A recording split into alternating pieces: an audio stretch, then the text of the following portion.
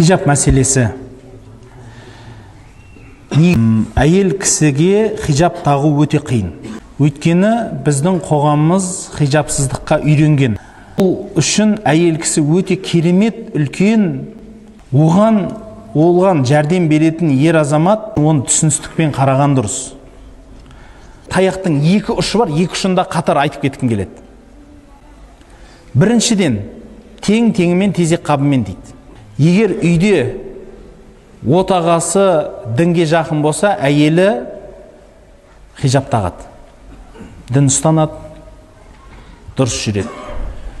Және дәл сондай, иннамал амалу бинният. Егер ниеті ол кісінің хижапсыз әйел болатын болса, Алла тағала оған хижапсыз әйел береді. Хижабы менен жүрген әйелдің жанында жүргісі келмей үй алатын молдаларымыз да бар.